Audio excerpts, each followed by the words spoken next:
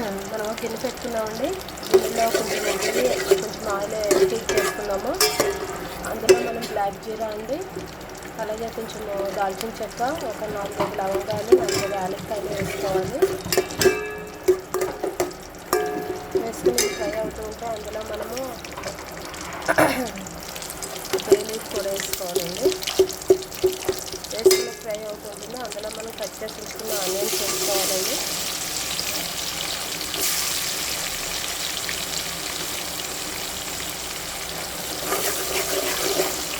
Onions బాగా fry చేయాలి.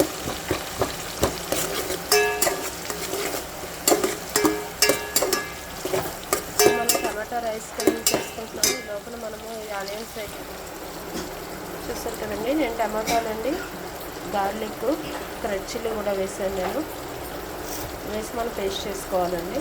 ఒక 4 టమాటాస్ వేసాను నేను.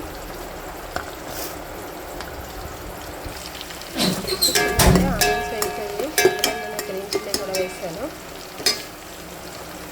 ఇప్పుడు టమాటా పేస్ట్ ఇందులో యాడ్ చేసుకున్నామండి.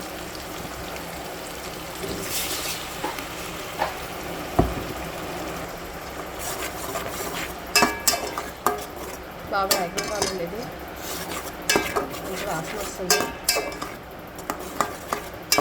టమాటా పేస్ట్ వేగాలండి. ఈ లోపల మనము ఏమైనా వెజిటేబుల్స్ పిల్లలు ఇష్టమైతే కట్ చేసుకున్నామండి. మామూలుగా పొటాటోస్ కనిపించాలి, అందుకని నేను పొటాటోస్ కట్ చేసుకుంటాను. ఇప్పుడు ఇందులో మనం పొటాటో ముక్కలు వేసుకున్నామండి.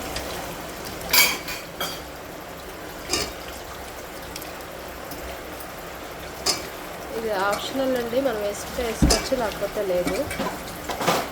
అంటే పిల్లలకి పొటాటో ముక్కలు ఇష్టం అని చెప్పి వేస్తున్నాను నేను.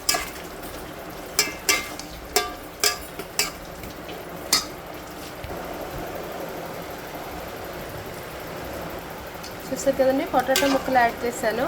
అలాగే 2 కప్స్ రైస్ యాడ్ చేసి సాల్ట్ యాడ్ చేశానండి. యాడ్ చేసి వాటర్, బాస్మతి రైస్కి 1:1 అండి. చూస్తారు కదా. సో మనం కలిపేసుకున్నాము. ఇప్పుడు మూత పెట్టుకుని మనము ఉడకనిద్దామండి.